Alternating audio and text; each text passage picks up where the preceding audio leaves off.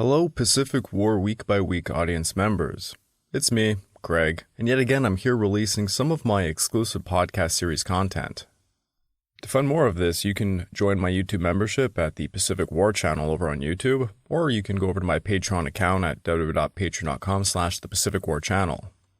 Now, this episode is actually part 1 in a 4-part series covering the life of Ishiwara Kanji, the man who, many would argue, began World War II. Shocking statement? Perhaps. But I assure you, at the very least, his story is extremely interesting. He was quite the character. Again, a big thanks to all of you who have been listening to me over these past few years. You guys are awesome. I really hope you enjoy this one. Well, hello there, and welcome to the second exclusive Patreon podcast, and I would like to thank patron Zeiser for suggesting this one. And here's the literal quote I took from when I asked for a subject to cover. This is what he had to say. An in-depth look at General Kanji Ishiwara would be interesting. The man was the architect for the Mukden Incident that led to the Second Sino-Japanese War. But he was vehemently opposed to the abuse and exploitation of Japan's colonialism indulged in. His vocal condemnation of the brutality and excesses of the Imperial Japanese military foreign policy, and Tojo in particular, led to his removal. But he couldn't be executed for popularity in rank and file. Even at the trials after the war, he remained defiant, declaring that President Truman should be tried alongside the Axis war criminals for firebombing Japanese cities. He was truly a fascinating figure. And I quite agree, Kanji Ishiwara is a fascinating character, and his story has a startling impact on the Pacific War and global history as a whole. Now, by the time I am literally reading this script out to you, and yes, I write these things well in advance, although for this one it was actually just a few days ago I finished it, well, I now realize it's going to be a multi-parter. Seeing that this was getting longer and longer, I decided that this first part will be limited to the early days of Ishiwara up to the Mukden Incident. Now, further down the road, I definitely will be finishing this one up. It'll probably take let's say at least one more episode. If not, it might be a 3-parter, but I'll try my best to make it a 2-parter. But also stating that, I don't want to take away from the other patrons. So I will probably be putting up a poll rather soon to cover another subject in between whenever the next parts come out. But anyways, with saying all of that, without further ado, enjoy part 1 of Kanji Ishiwara and the Mukden Incident. Kanji Ishiwara was born in Tsurioka, Yamagata Prefecture on January the 18th of 1889. He was the second son of a policeman, who was himself a descendant of a samurai family serving the Shonai domain. The Shonai domain and his clan had supported the Tokugawa shogunate during the Boshin War, and as a result of their defeat, alongside other shogunal ally clans, they would see themselves shut off from larger governmental positions in Meiji-era Japan. Not to go too deep down the rabbit hole, but domains like Choshu and Satsuma would see the lion's share of higher positions, because they were the greatest victors of the war. But domains who served the opposite side, well, they would be much more cast out. Ishiwara began his army career at the military preparatory school in Sendai at the age of 13, followed up by 2 years at the Central Military Preparatory School in Tokyo. In 1907, he entered the military academy as a member of its 21st class. He left the academy in July of 1909 with the commission of lieutenant and an assignment as a platoon commander of an infantry regiment in Tohoku. After the annexation of Korea in 1910, his regiment was shipped over to the peninsula and he served in Jinchuan in a small garrison. After 2 years of occupational duty, Ishiwara returned to Tohoku, and in 1915 he passed the examinations necessary to enter the Army Staff College. He held an outstanding record, graduating top of his class in November of 1918, and he would be amongst the elite ranks of the Guntogimi, receiving the Imperial Sword. Now in 1920 he had a frustrating assignment with the Department of Military Training, and he applied for service in China and received an assignment to the Central China Garrison in Hankow. He spent a year traveling through central China before returning back to Tokyo in 1921, where he worked as a lecturer at the Army Staff College. He sought another China assignment, but his superiors sent him instead to Europe, as they did with all their promising young officers. He went to Germany for 3 years, studying languages and military history. In 1925, he was now a major, 36 years of age, and he received an assignment to the faculty of the Army Staff College to lecture about the history of war.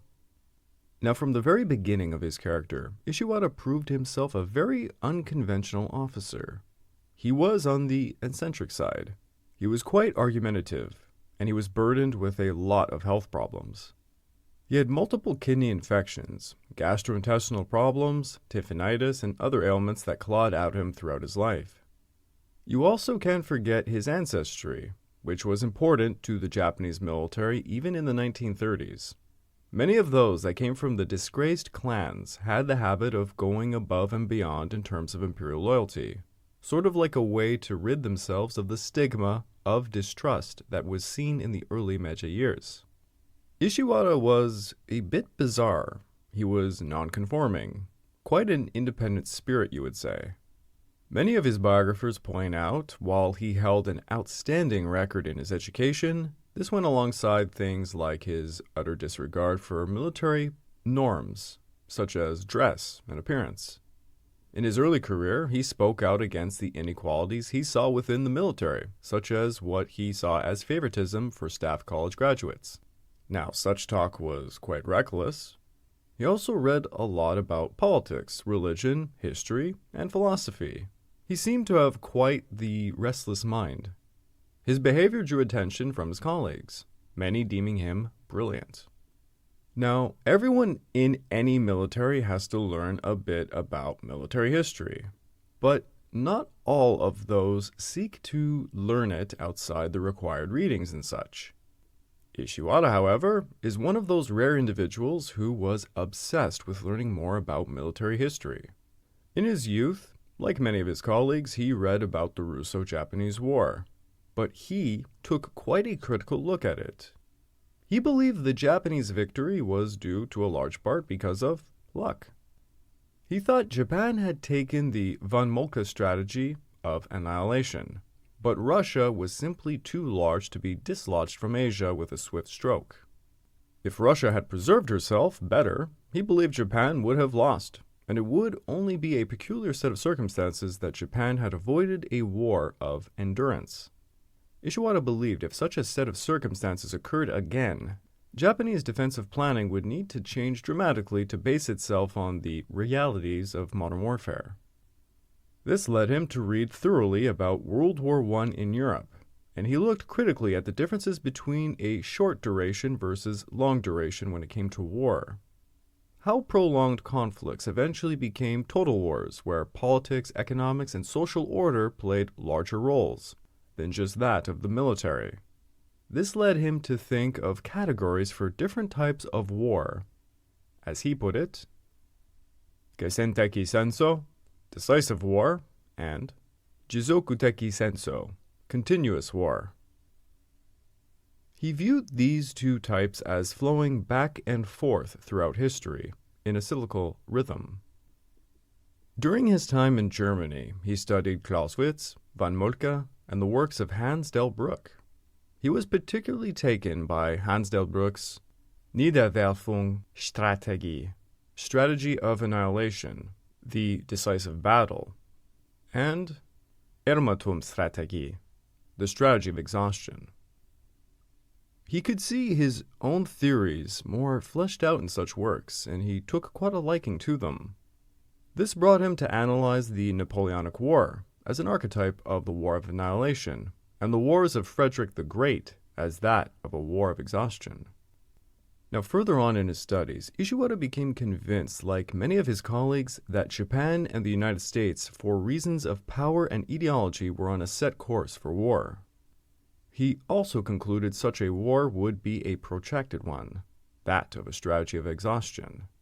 But how could Japan prepare for such a protracted war when her natural resources were so clearly inadequate? This led him to think more so about Asia.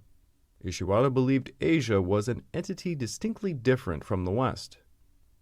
He held beliefs that Asia should be liberated and united. During the Shinai Revolution of 1911, as a young cadet in Korea, Ishiwara was quite excited by the idea China might revitalize herself, but he became disillusioned during his time in China later.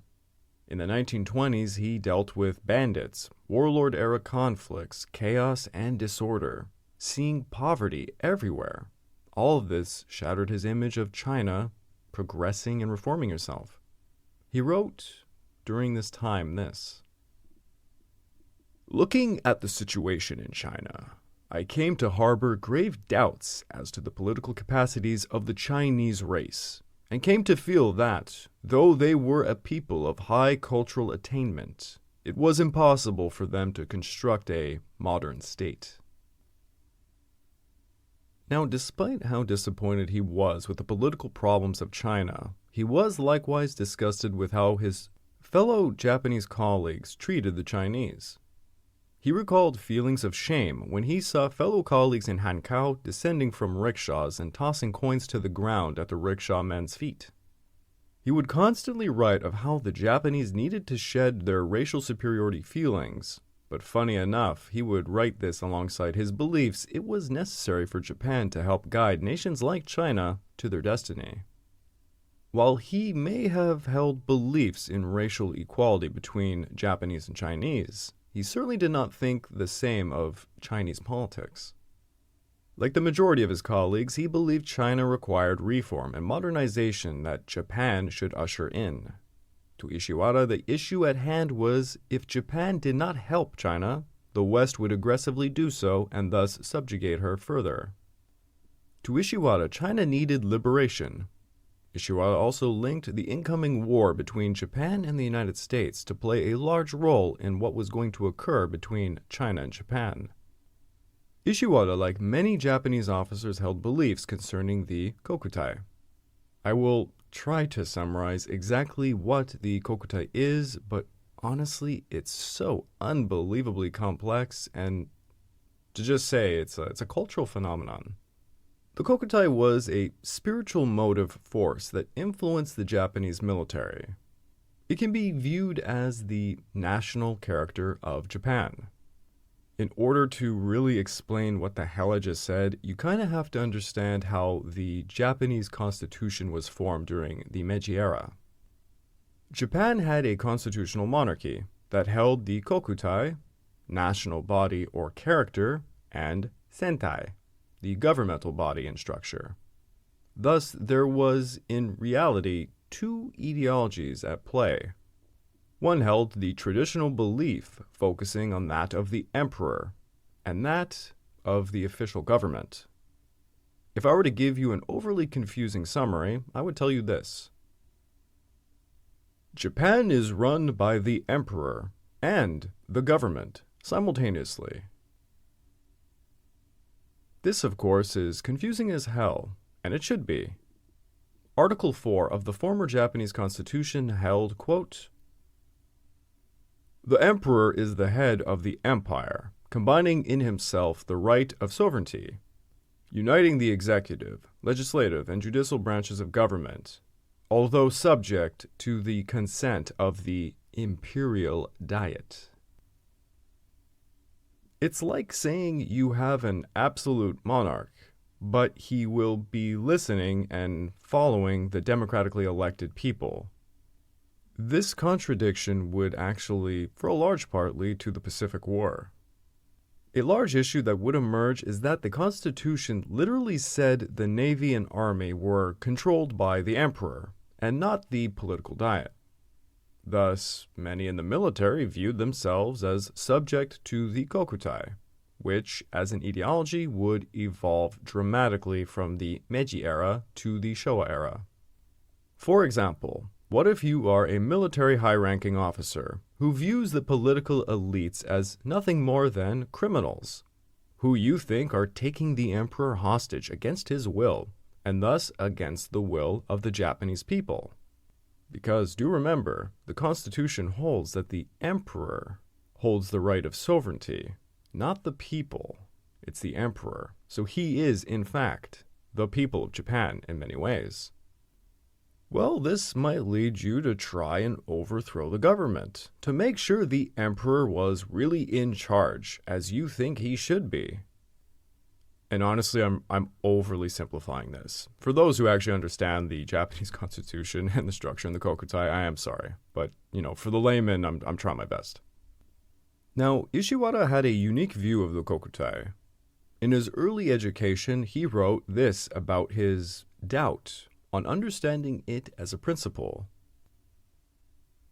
Even though I myself, because of my training, had come to have an unshakable faith in the Kokutai, I began to lack confidence that I could impart this belief to others, to the common soldier, to the civilian, to the non-Japanese. His issue was, how did the Kokutai apply outside Japan? How could its value transcend the national boundaries and interests of Japan? If a Japanese soldier was to sacrifice his life for the Kokutai, how did this take on any meaning for men of all races? How could the Kokutai's supranational value be linked to outside ideologies? Ishiwara would find answers to these questions in Nichiren Buddhism. It seems here he was able to combine his conceptions about war, history, and national purpose. Now, Ishiwara did not come from a religious family. He dabbled a bit in Christianity, but he did not pursue it much. Shinto likewise did not sufficiently fulfill Ishiwara's beliefs.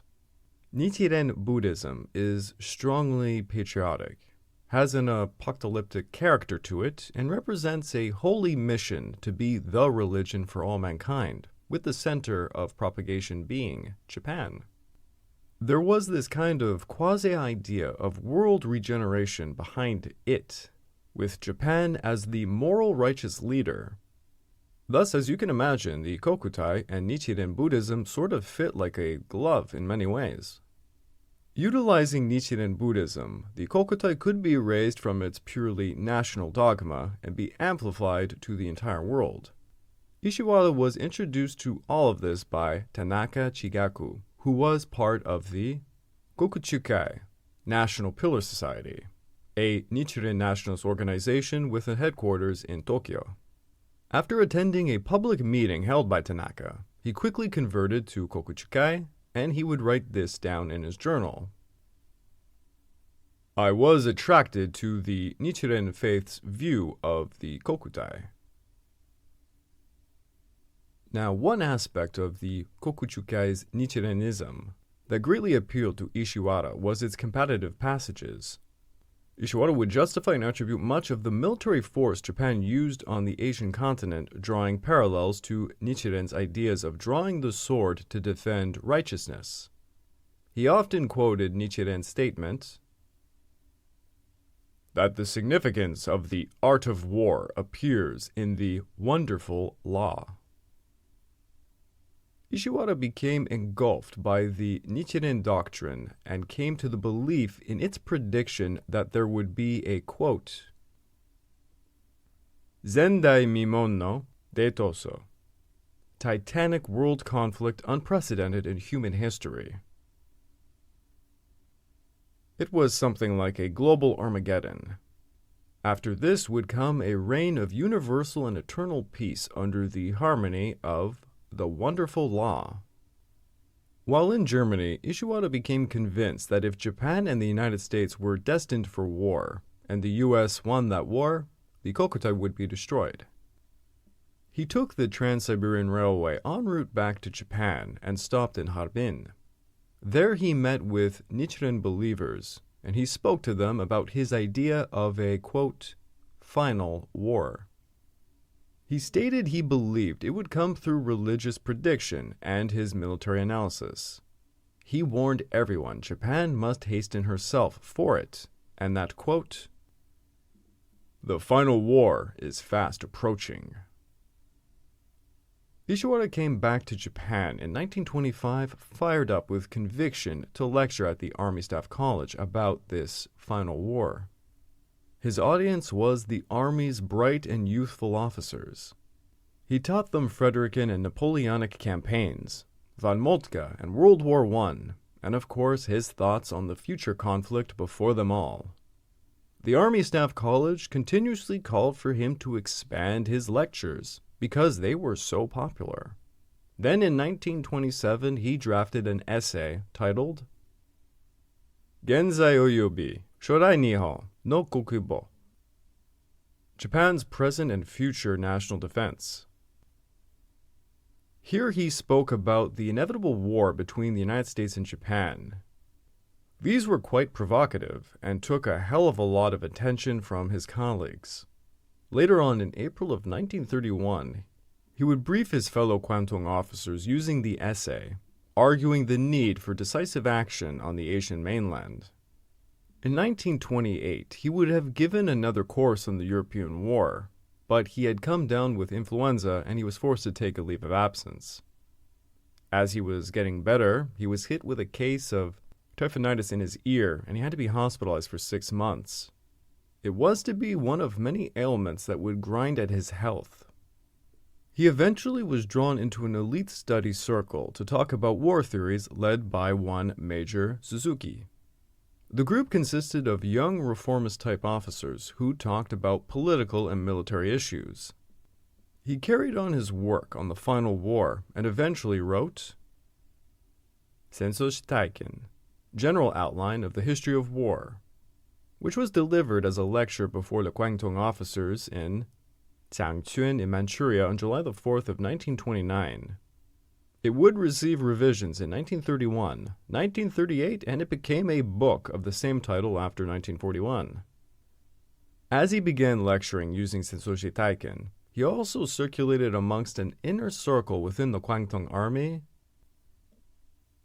Kokyun Tenkai, Nonconforming, Kokusakutaru, Manmo Mondai, Kaiketsuan. Plan for the solution of the Manchuria and Mongolia problem as a basic national policy to revolutionize our country's destiny. Wow, what a title. As you might guess, the plan called for occupying Manchuria in preparation for the upcoming war with America. By the way, all of his lectures and works would gain so much fame, he was asked in 1936 to adapt the materials for a text on military history for Emperor Hirohito. Now, the 1930s were quite a tense time for Japan. The Japanese leadership saw Marxism everywhere, and they believed it was withering away at their nation. Japanese liberal types were arguing the military budget was getting out of hand. Many were calling for a reduction. To Ishiwara, it was insanity. How could Japan not arm itself? Marxists preached communism would save Japan. Liberals preached true democracy would save Japan. Ishiwara and many in the army preached the Kokutai would save Japan.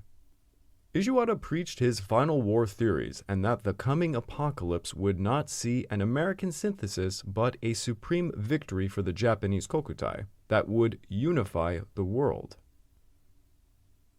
Japan must be victorious, not for the sake of her own national interest, but for the salvation of the world. The last war in human history is approaching. Nichiren's titanic world conflict, unprecedented in human history. From the offset of his initial theories, Ishiwara believed the final war would be a strategy of exhaustion. But World War I and the 1920s brought technological advances such as tanks, poison gas, and, of course, the airplane. The airplane, in particular, made Ishiwara believe the defensive stalemate seen during World War I was coming to an end. Air power could deliver bomb loads past all known defenses such as naval surface units, fortresses, armies, and their automatic weapons. He believed the final war would see absolute horrors brought upon the greatest cities of the world. London, Shanghai, Paris, and even Tokyo would be wiped out within a day of the commencement of the hostilities. Ishiwara believed air bombardment would deliver victory, and he would be shockingly right about that one when you think about what happened to places like Germany and Japan at the end of World War II. Very prophetic. He believed such a war would be waged only once, and, quote, "We will enter an age where war will become impossible because of the ultimate development of war technology." Ishiwara argued Japan must directly or indirectly control Manchuria, and to a lesser degree over parts of China. He asserted Japan had a moral obligation to the Asian continent, and a special relationship to Manchuria and China.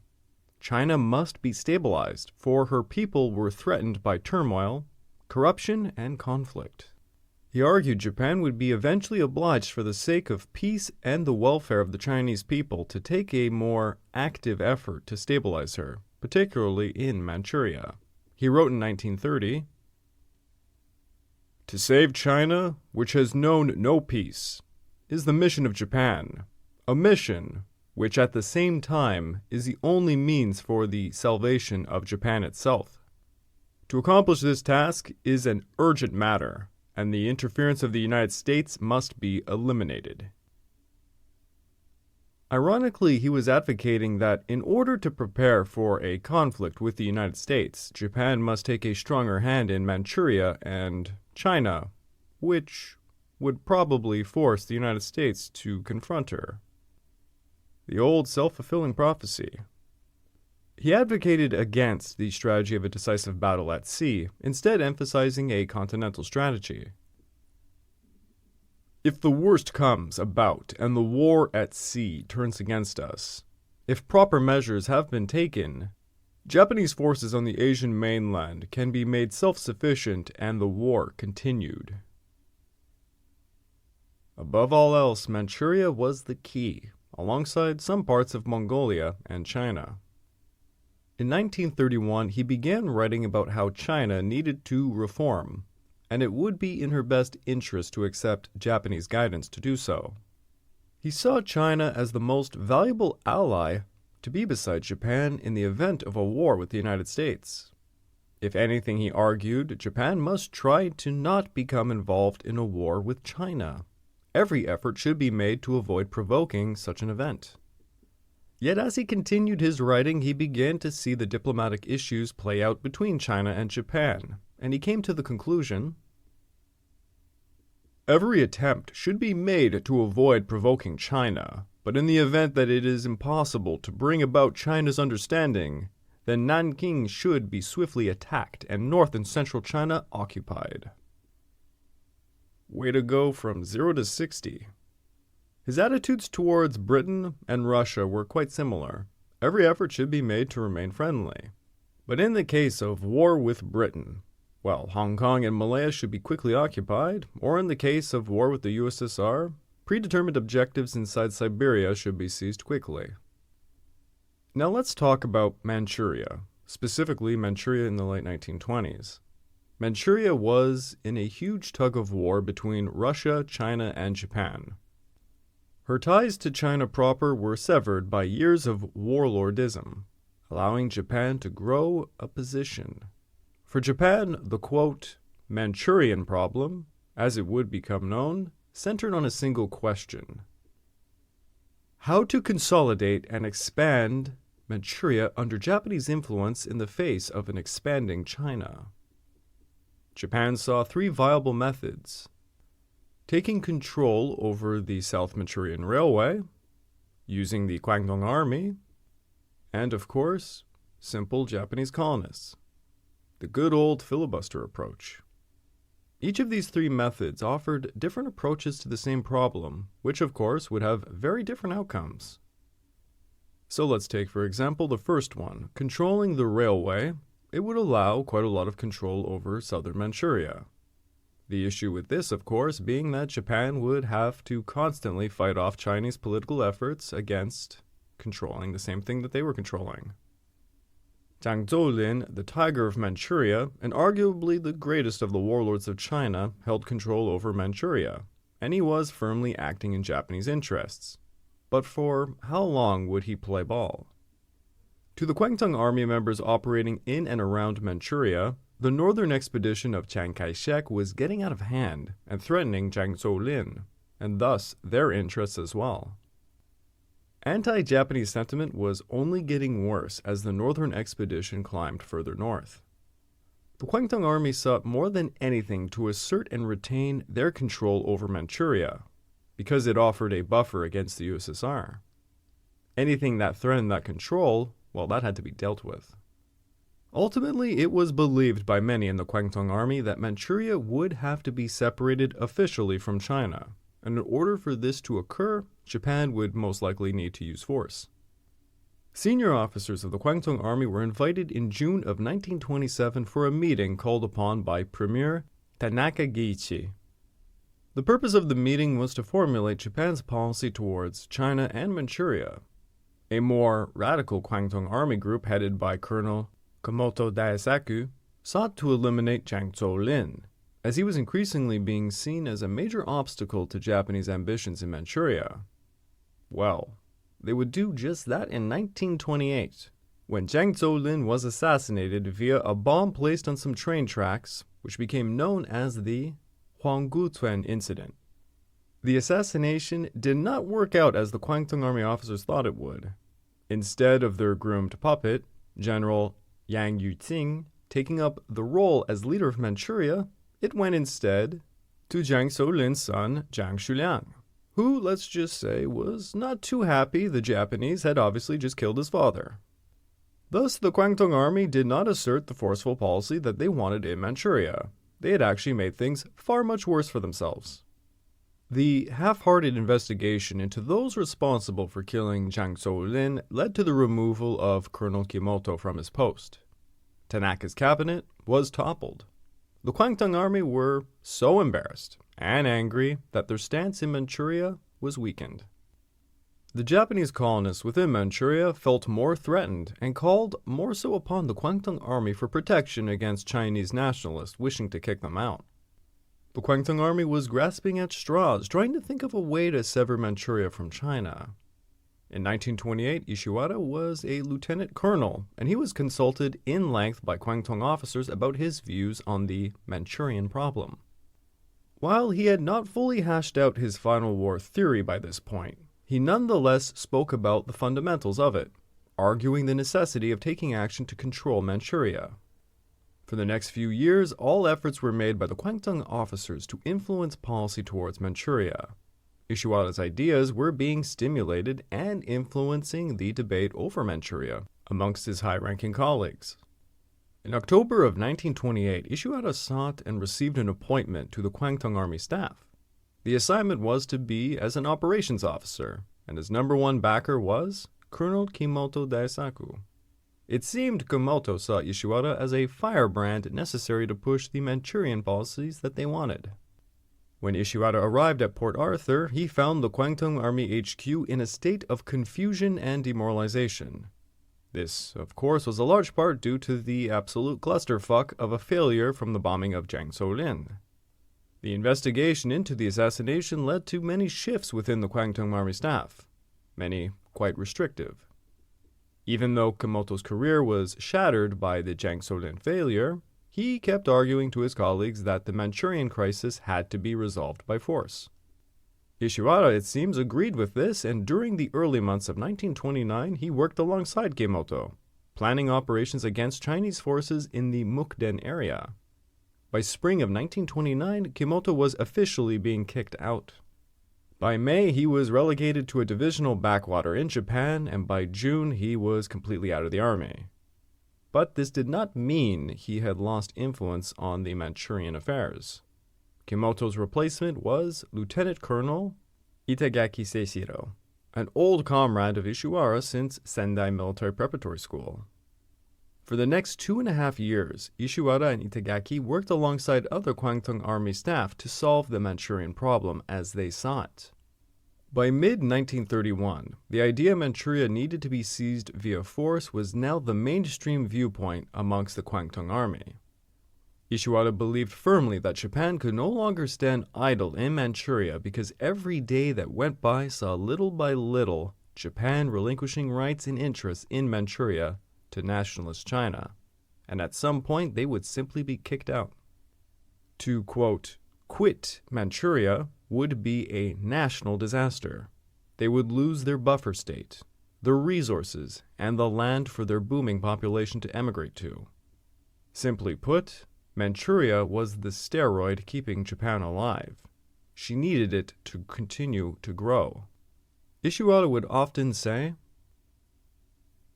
"Manchuria provides Japan with breathing space." Breathing space. Where have we heard that type of talk before? Sounds an awfully lot like Lebensraum. To the military heads in Tokyo, Ishiwara would often assert Manchuria had to be seized by force because of the threat of the USSR and communism as a whole. If there was any way to scare the high command of the Japanese army, just mention communism, like this. In view of the traditional Russian policy in that area, once the Soviets advanced into Manchuria, it would become a base for the communization of Asia. Not only would the internal stability of Manchuria become impossible to maintain, but Japan would be unable to maintain its own national defense, and China's defenses, too, would become imperialized. The Army HQ in Tokyo likewise agreed Manchuria was the vital defensive line against the USSR. But unlike the Kwangtung Army, who sought all of Manchuria, the heads in Tokyo just sought to absorb southern Manchuria via the Southern Manchurian Railway and did not seek anything north of it. Ishiwara, however, assumed the only way Japan could prevent the USSR from placing pressure on southern Manchuria was no less than Japan having to occupy northern Manchuria and even further north towards the Amur River, so Japan could control the mountain ranges flanking western and eastern frontiers of northern Manchuria. Once Japan controlled northern Manchuria, Ishiwara stated in 1931, "With the solution of our defense problems in the north, we would then be free to play and advance in any direction, to China proper, for example, or even to Southeast Asia." Ishiwara took all of this a step further. After Manchuria was conquered, Japan would have to somehow administer and pacify the peoples of it. Ishiwara argued the stability of Manchuria would be developed through the special talents of various races living there. The Chinese would develop the small businesses in the region.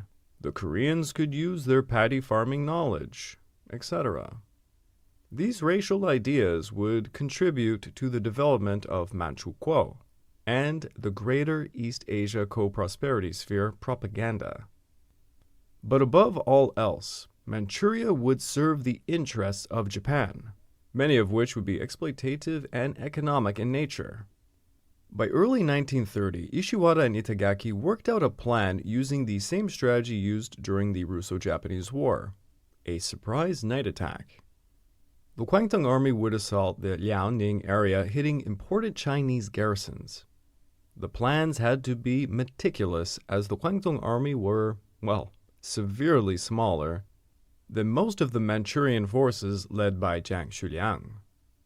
Around Mukden alone, Jiang Shuliang held 20,000 men well-equipped with aircraft and tanks. Throughout all of Manchuria, if a war arose, Jiang Shuliang could assemble roughly 250,000 troops to bear down on any enemy. The Kwangtung Army, meanwhile, could muster 10,000 men, which were basically garrison units around the railway. They did not have significant aircraft nor mechanized forces at hand, and they were pretty poorly equipped to boot. Ishiwara's answer to the disparity in forces called for the use of intelligence and rigorous training. He sought to perfect specific assault techniques so that when conflict broke out, the Japanese would use lightning speed and effective concentration of force to overwhelm the Chinese. The plan overall was remarkably simplistic, wagering everything on dealing a crushing blow at the center of Jiang Shuliang's military power base, at the Peitaiying barracks at Mukden. If this fell, he predicted the enemy's morale would break, giving the Kwangtung Army the necessary military and psychological momentum to subdue the surrounding areas. If the USSR got involved, the plan would go to utter shit. He didn't really plan for that one. One important variable Ishiwara highlighted was the necessity to pull off the operation before any attempt was made to restructure the domestic order in Japan. Ishiwara knew his arguments and those of his colleagues would influence the heads in Tokyo, and they had to act before they did anything. However, the heads at Tokyo and the Kwangtung Army held very different perspectives on when to act. In June of 1931, the Central Army HQ stated in its general outline of a solution to the Manchurian problem this: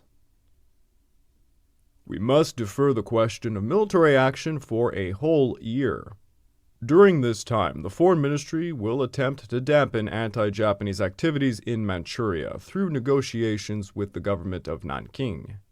In the meantime, the government will launch an information campaign to try and drive acquiescence at home and abroad for military action."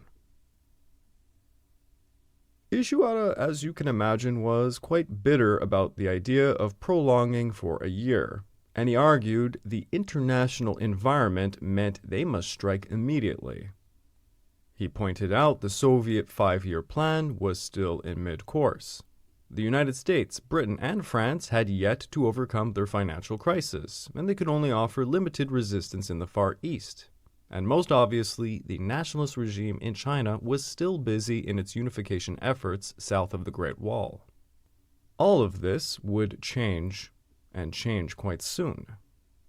If they waited a year, all of this would probably change for the worse. The time was now or never to Ishiwara. In July of 1931, Ishiwara and Itagaki organized a final major staff reconnaissance, designed to get the newest Kwangtung officers up to date with northern Manchuria. To cover for what they were doing, they told High Command it was merely a survey against the USSR. But it was, of course, to actually investigate the Chinese power in northern Manchuria. On their return trip, the party heard of a disappearance, though, of one Kwangtung staff officer, Captain Nakamura Shintaro. Ishiwara and the others found out when they reached Port Arthur, and then a rumor spread that Captain Nakamura had been killed by Japanese soldiers under, quote, mysterious circumstances. Now, over the past few months, there had been violent riots, murders, work strikes, and other incidents occurring in Manchuria. The Nakamura affair flared all of these tensions up. Seeing the paint on the wall, Chinese and Japanese foreign ministries tried to negotiate the issue, but those at the Central Army HQ, like Nagata Tetsuzan, were sympathetic to the impatience of their Kwangtung colleagues, feeling compelled to aid them. For Ishiwara, the issue was clear, as he wrote, "The Nakamura incident adds just one more issue to the others. What the army should do now is to ignore the foreign ministry and solve the problem by taking matters into its own hands." And that is just what they did. The Kwangtung officers took their forces outside the railway zone, which they had been restricted to, and without waiting for approval from Itagaki, who was in Japan at the time, initiated the steps to dispatch an armored train and a mixed regiment of infantry and artillery forces to go to Mukden to get the Chinese military to help investigate the Nakamura disappearance. Tokyo got word of this and quickly tried to dispatch a telegram to stop their departure from the railway, and to not use the Nakamura incident as a way of using force to solve the Manchurian problem. For Ishiwara, this was the last straw. On August the 20th, he sent a message to Nagata condemning the current diplomatic situation and that negotiations were an utter waste of time. "There is no way to settle the matter except by placing it in the hands of the army. If Central Army Headquarters finds it so difficult to trust its field personnel, then it had better replace them with representatives more suitable to the conditions it imagines exist in Manchuria." Ishiwara doubled down and pushed for a plot to provoke military conflict outside of Mukden. As he wrote in almost a messianic Nietzschean conviction, "I will be the pillar of Japan. I will be the eyes of Japan. I will be the great vessel of Japan." Gogekokucho, ruling from below, is a Japanese historical term referring to when subordinates defy or manipulate their superiors. Ishiwara and his like-minded close colleagues were about to perform Gikukukujo. On September the 18th of 1931, a bomb was planted by the Kwangtung Army on the tracks of the South Manchurian Railway at Lujiaokao, and it exploded. Kwangtung Army troops, under the guise the bomb was a Chinese terrorist attack, moved swiftly to overrun the Peitaing barracks. Ishiwara's plot had finally unfolded, and war was coming to the east. So that was part 1, and again, thank you to Caesar for recommending this as a subject. Of course, I want to finish the story of Ishiwara, as it goes on much longer than this. He's a fascinating figure.